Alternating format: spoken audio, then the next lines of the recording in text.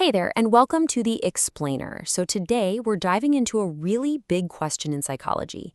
You've got this one field all about understanding the human mind, right? So, why are there so many different theories on how it works? Let's get into it. And you know what? That is a fantastic question. The thing is, the human mind is just, well, it's incredibly complex. I like to think of it like a diamond. You turn it one way, you see a certain sparkle. You turn it another, you see a completely different facet. That's kind of what these theories or schools of thought are like. They all popped up at different times, and each one zooms in on a really unique part of what makes us tick. The truth is, no single one of them has all the answers. Okay, so to make sure these big, abstract ideas don't just float away, we're going to ground them in something we can all relate to. Let's use a case study. That feeling of major stress right before a big exam. We've all been there, right?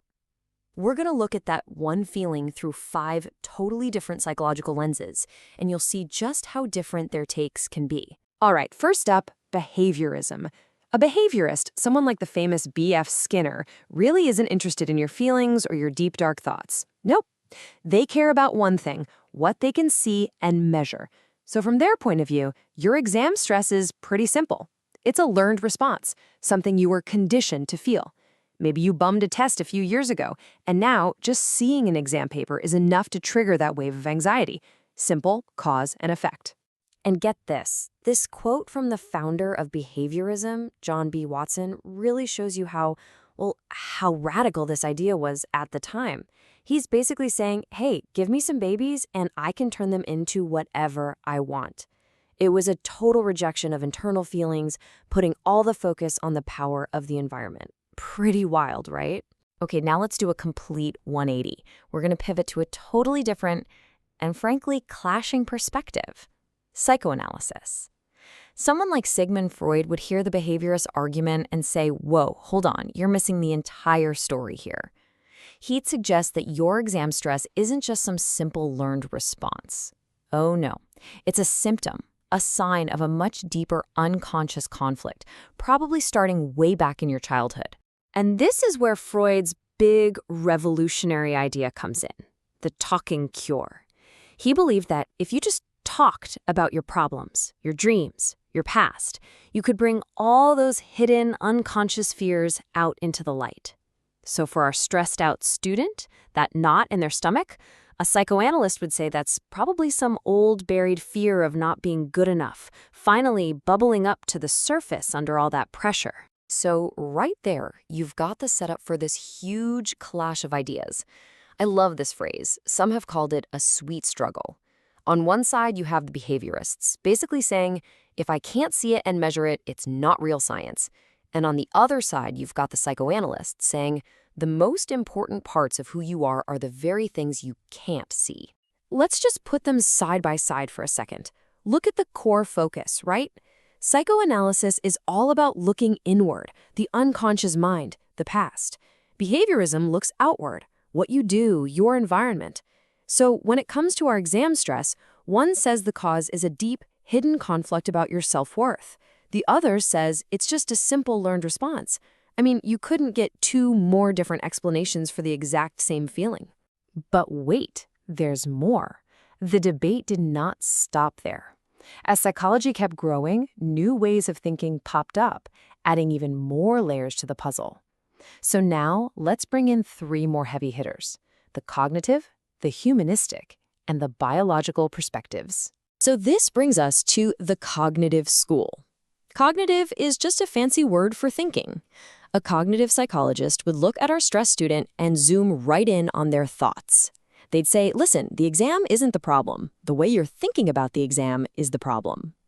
That thought right there, if I fail this exam, my life is over, that's a perfect example of what they call catastrophic thinking.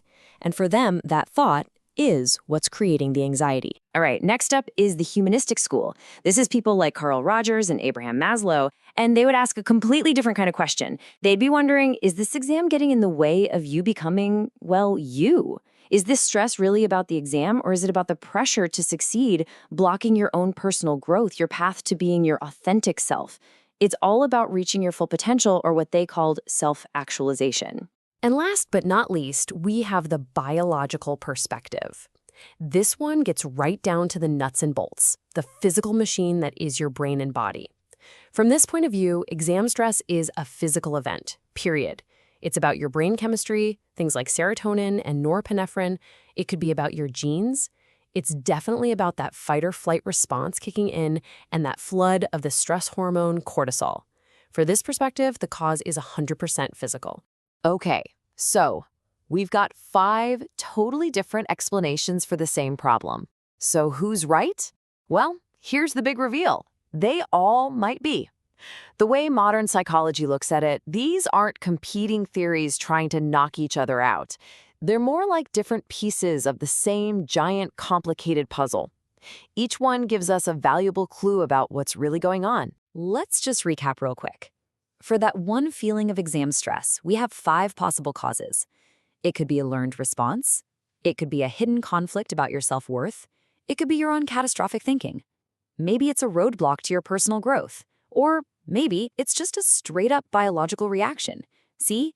Each lens shows you a totally different layer of the same problem.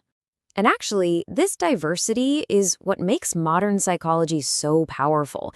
A lot of the therapies that really work today are what we call integrative, meaning they pull the best ideas from different schools. A perfect example is cognitive behavioral therapy, or CBT. It literally combines the cognitive approach, changing your thoughts, with the behavioral approach, changing your actions. It's the ultimate proof that these ideas are often strongest when they work together. So, what are the key takeaways here? Number 1, there's no single right theory. Psychology's diversity is its greatest strength. Number 2, these perspectives aren't enemies. They're collaborators, often combining to give us a much clearer picture.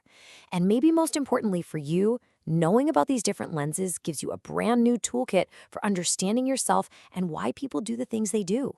And that brings us to our final thought. And it's really a question for you. Now that you've had this quick tour of these different schools, behaviorism, psychoanalysis, cognitive, humanistic, and biological, which one clicks with you? Which lens makes the most sense to you when you think about your own life, your own experiences? It's something to think about. Thanks for joining me on this explainer.